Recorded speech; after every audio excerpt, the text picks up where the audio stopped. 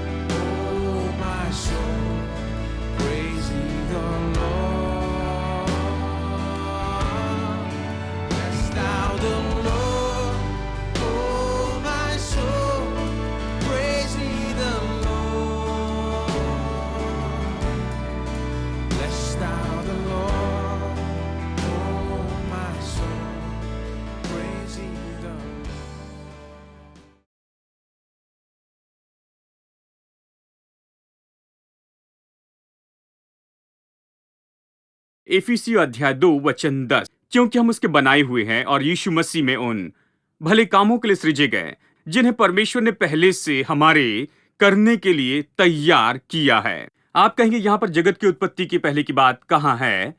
ये यहीं पर है। देखिए, हम उसके बनाए हुए हैं, यानी प्रभु ने सच में हमें बनाया है।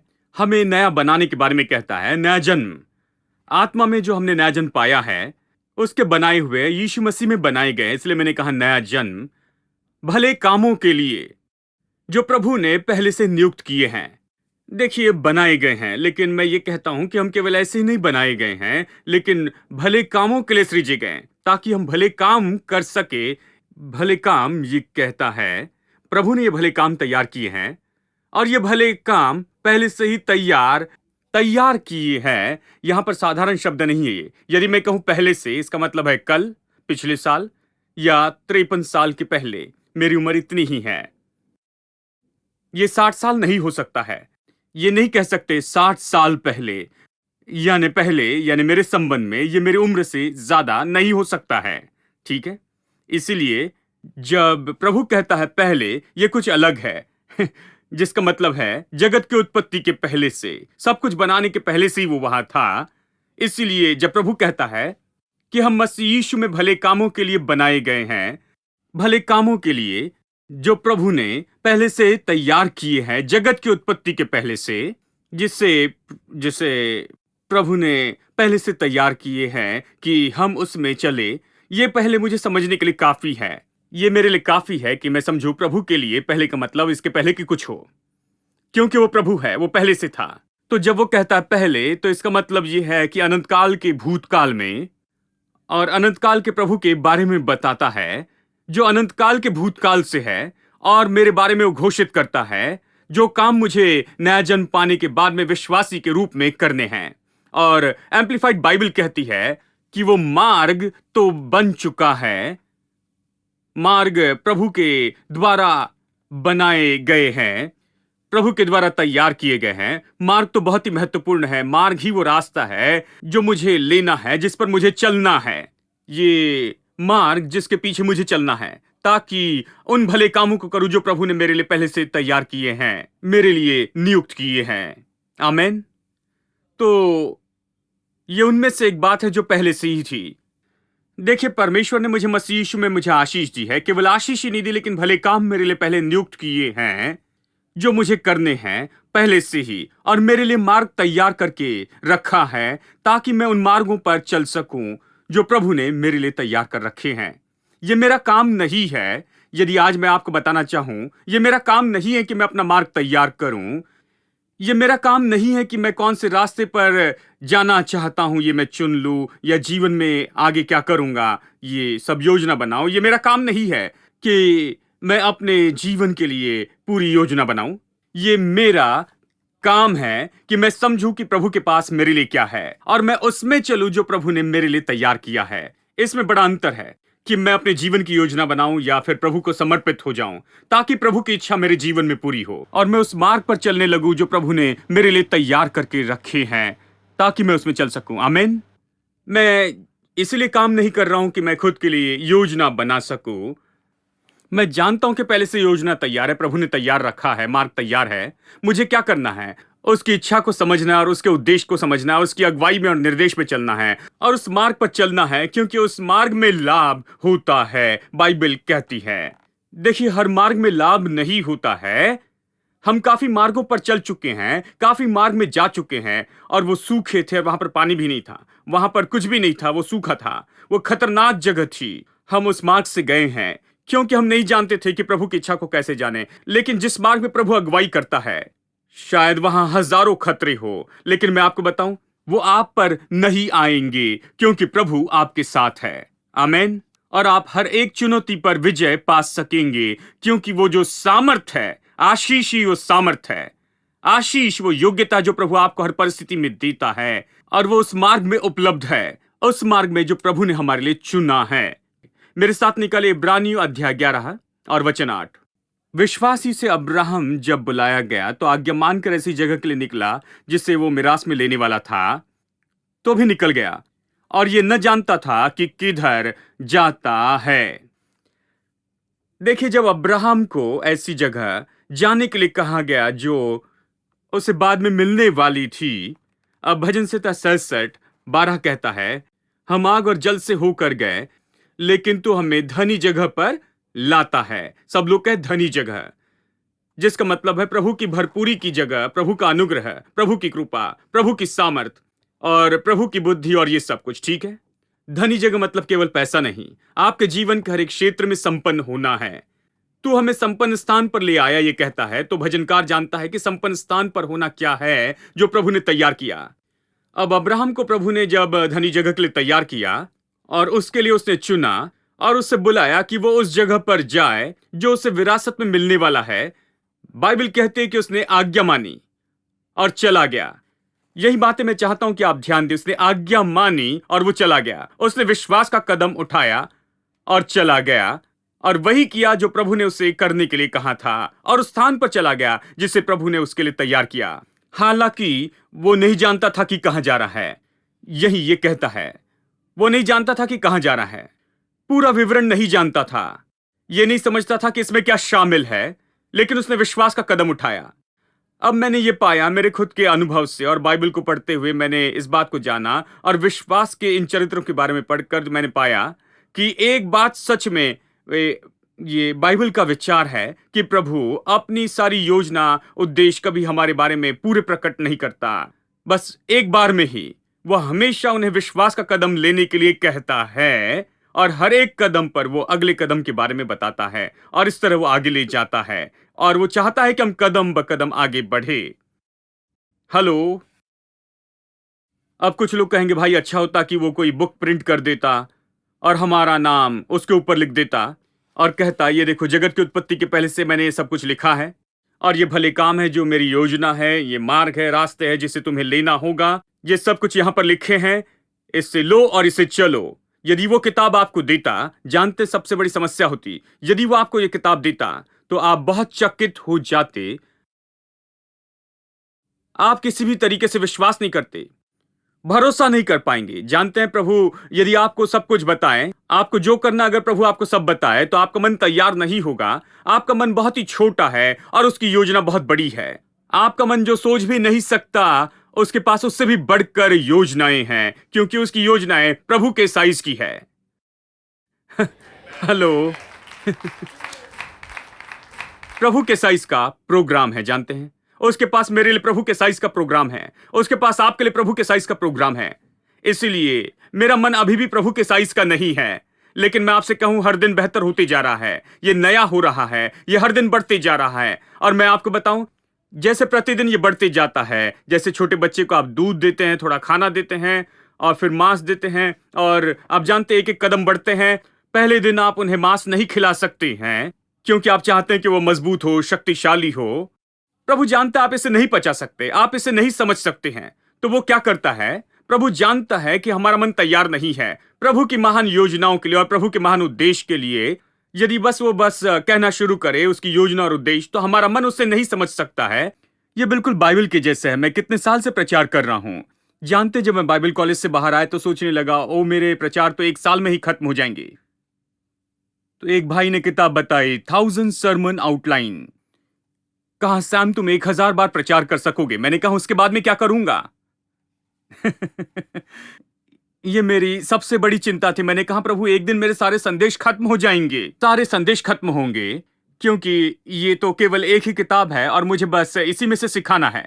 लेकिन मैंने ये पाया कि यदि मैं 100 साल तक जीऊं और 100 बार 100 साल तक जीऊं तो भी ये खत्म नहीं होगे। यदि मैं प्रचार करते रहूं 365 दिन इस AFT में तो भी ये खत्म नहीं होगे, क्योंकि उसके काम इतने अद्भुत है और उसकी योजनाएं इतनी महान हैं और उसका प्रेम इतना महान है। ये बताने के लिए कोई शब्द नहीं है। और कितनी भी किताबें हो उसमें हम ये नहीं बता सकते हैं। ये तो केवल एक छोटा सा सारांश और सार बताया गया है। आमेन। इसलिए अब ये मेरी चिंता नहीं है। अब मैं और 100 साल तक प्रचार कर सकता हूं, कम से कम, क्योंकि प्रचार करने के लिए और भी है। मैं चिंता नहीं करता कि कैसे करूंगा मेरे जीवन में। जानते हैं, मैं बाइबल के हर एक वचन का प्रचार करना चाहता हूं, शुरू से लेकर अंत तक। और फिर अगर फिर से शुरू करें तो ये पूरी तरह से नई बात होगी। हर समय बिल्कुल नई बात सीखेंगे। ऐसा ही प्रभु है। प्रभु बहुत बड़ा है, उसका मन बहुत बड़ा है, उसके उद्देश्य बड़े हैं, उसकी योजनाएं बहुत बड़ी है। अभी भी हमारे मन उसको अभी भी नहीं समझ सकते हैं। हम बढ़ रहे हैं, इसलिए प्रभु हमें योजनाएं देता है। एक बार में एक कदम। आइए सब कहें, एक बार में एक कदम। तो इसकी चिंता ना करें कि एक कदम के आगे क्या है। आप उस कदम को उठाएं, क्योंकि जब आप वो कदम उठाएंगे तब आपको बताया जाएगा कि आगे क्या है। मैं आपको चलिए बाइबल से उदाहरण दूं, ताकि आपका मन साफ हो, ये जान ले कि वास्तव में प्रभु हमसे व्यवहार करता है। जानते हैं, अब मेरे साथ निकाले प्रेरित अध्याय 9 वचन 1 से आगे पढ़ते हैं। शाऊल, जो अब तक प्रभु के चेलों को धमकाने और घात करने की धुन में था, महायाजक के पास गया और उससे दमिश्क के आराधनालयों के नाम पर इस अभिप्राय की चिट्ठियां मांगी कि क्या पुरुष क्या स्त्री जिन्हें वो इस पंथ पर पाए उन्हें बांधकर यरूशलेम लेकर आए। अब ये उन सताने वालों में से नहीं है जैसे कि मूर्ख सताने वाले होते हैं। उन दिनों में जब हम प्रचार करते थे तो ऊपर से पत्थर फेंकता था और फिर जाकर वो छिप जाते थे। पौलुस ऐसा नहीं था। वो पढ़ा लिखा था, वो धर्मी व्यक्ति था, वो साधारण ऐसे सताने वाला नहीं था। वो तो कट्टर पंथी ऐसा यहूदी व्यक्ति था। वो सच में विश्वास करता था कि यीशु परमेश्वर होने की घोषणा करता है, लेकिन वो परमेश्वर नहीं है। वो सोचता था कि यीशु मसीह बड़ा अधर्मी है और ये उसका काम था कि वो उनको नाश करे जो यीशु पर विश्वास करते हैं और हर एक कलीसिया को नाश करे। ये पौलुस का विश्वास था। वो ये सहमत था कि ये बात सही नहीं है, यीशु मसीह प्रभु नहीं है। तो कैसे पूरे रूप में कलीसिया तक वो गया, कैसे वो कलीसिया को नाश करने गया। वो सही तरीके से गया। उसने जाकर अधिकारियों से, यहूदियों के अगुओं से पत्र लिए, जिसने दरअसल उससे अधिकार दिए कि लोगों को जो यीशु पर विश्वास करते उन्हें बंदी बनाए, जो दमिश्क के आराधनालय में यीशु का प्रचार करते उन्हें पकड़ ले और उन्हें यरूशलेम में लेकर आए। तो वो पत्र मांग रहा था क्योंकि वो दमिश्क जा रहा था, वहां पर ये सारी खबरें फैल रही थी और वहां जाकर वो जानना चाहता था कि कौन इसे फैला रहा है, ताकि उन्हें चेन में बांधकर वो लेकर आए और यहूदियों के अधिकारी के सामने खड़ा करे। अब वचन 3, पर चलते चलते, अब उसके पास में उद्देश्य था, उसके पास में पत्र था, परंतु चलते चलते जब वो दमिश्क के निकट पहुंचा तो एकाएक आकाश से उसके चारों ओर ज्योति चमकी और वो भूमि पर गिर पड़ा और ये शब्द उसने सुना, हे शाऊल, तू मुझे क्यों सताता है। अब देखिए, ये तो उसके लिए खबर थी क्योंकि उसने कभी यीशु को नहीं सताया था, यीशु के सामने खड़े होकर उसने यीशु को नहीं सताया था, लेकिन उसने कभी ये नहीं सोचा था कि यीशु अपनी देह के बारे में अपने खुद की देह के जैसे वो समझता है, यानी वो तो चर्च को अपने जैसे ही समझता है। यदि कलीसिया को सताया है तो मानो यीशु को सताया है। तो यीशु उसके सामने प्रकट होता है, कहता है, शाऊल तू मुझे क्यों सताता है। और इसे देखिए, उसने पूछा, हे प्रभु तू कौन है। उसने कहा, मैं यीशु हूं जिसे तू सताता है।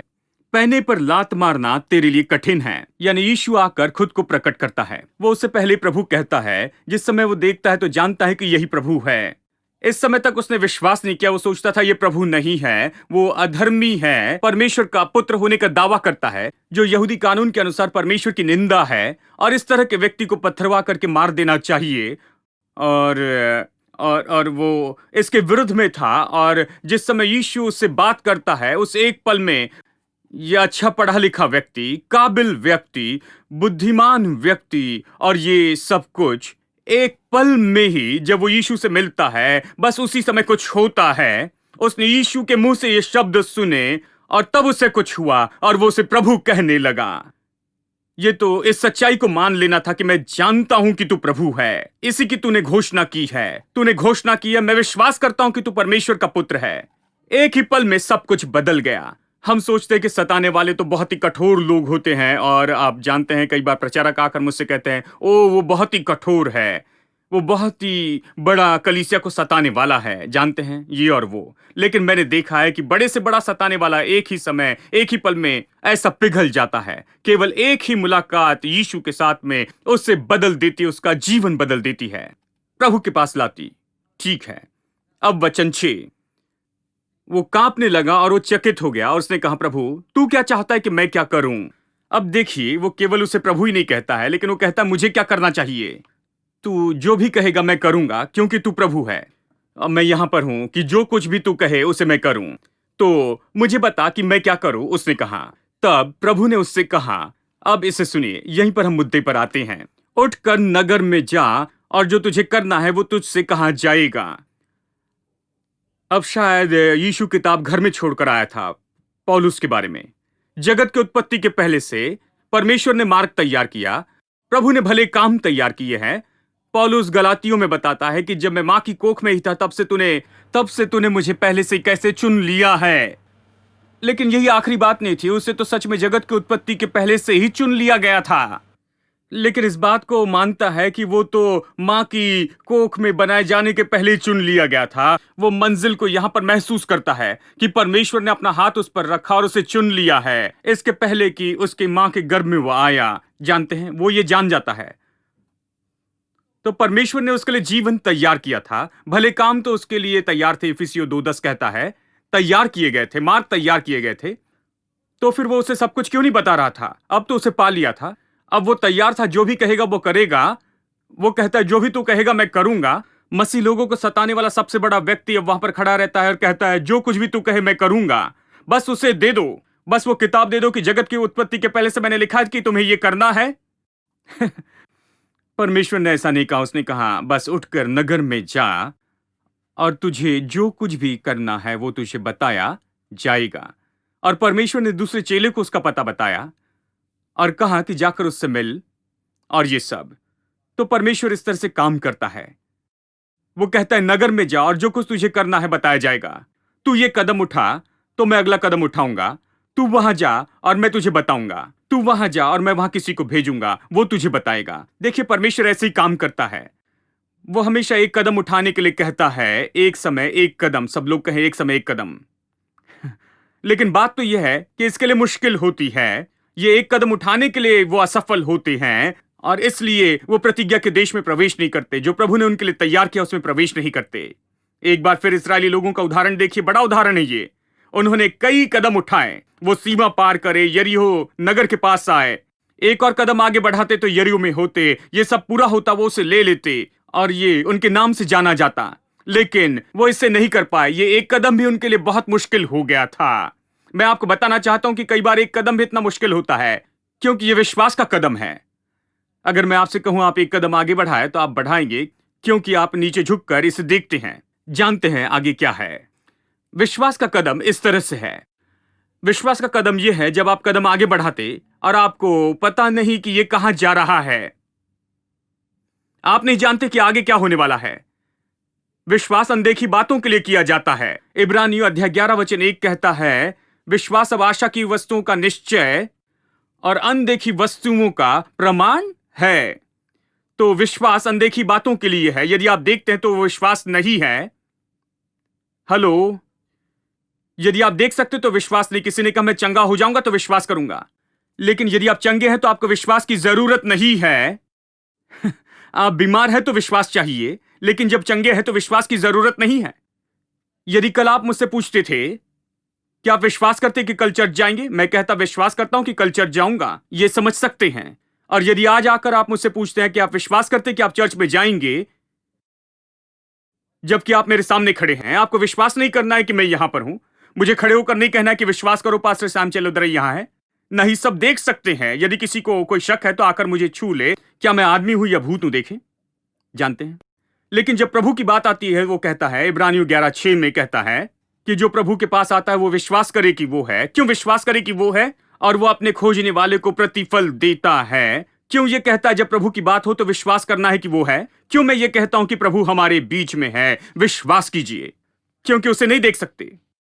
आप उसे नहीं देख सकते, इसलिए आपको विश्वास करना है कि वो है। यदि आप उसे देख सकते तो विश्वास करने की जरूरत नहीं। विश्वास करना है कि प्रभु है, क्योंकि प्रभु नहीं दिख सकता।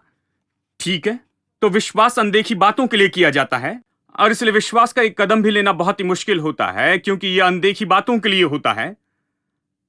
आप कदम उठाते नहीं, जानते हैं कि यह नीचे क्या है।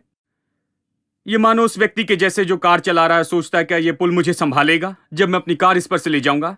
नहीं, कोई ऐसे नहीं कहता, क्योंकि वो जानता है ये सीमेंट से बना है, कार इस पर से आ रही जा रही है। वो नहीं पूछता है। यदि आप इस तरह से ट्रेन टिकट लेते हैं कि हैदराबाद जाएं, आप हर स्टेशन पर उतर कर नहीं पूछते कि क्या ये ट्रेन हैदराबाद जाएगी। कोई आपको पागल खाने में पहुंचाएगा, क्योंकि वो सोचेगा पागल है। यदि आपके पास टिकट है मद्रास से हैदराबाद के लिए और आप उस ट्रेन में हैं, आपको उतरकर हर बार पूछने की जरूरत नहीं कि क्या यह हैदराबाद जा रही है या नहीं। यह हैदराबाद जाएगी। हाँ, लेकिन विश्वास का कदम अलग है। विश्वास का कदम अलग है समझने में। आप ये नहीं जानते कि नीचे क्या है। हाँ, आपको उसे पार करने के लिए कहा गया है, लेकिन आप नहीं जानते क्या यह ब्रिज आपको संभालेगा या नहीं। आप कुछ नहीं देख सकते। ऐसा लगता है शायद आप किसी शून्य में जा रहे हैं। आपको बस यही करना है कि आप बस परमेश्वर के वचन पर ही खड़े रहें।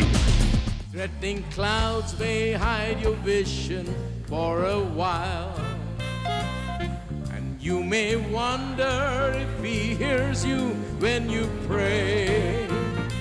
But don't forget that God is love and you're his child. Press on in faith because the answer's on the way. Keep pressing on. Keep pressing on. God's on the other side of faith. And though the clouds may for a moment hide his face, remember God is on the other side of faith. Keep pressing on. Keep pressing on.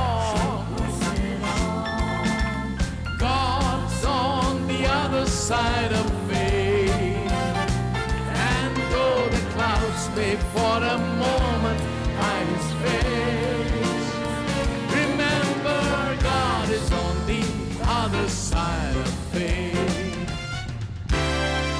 must run this race to win the victor's crown. Though Satan try with all his might to cast you down, it will be worth it just to hear God say, well done.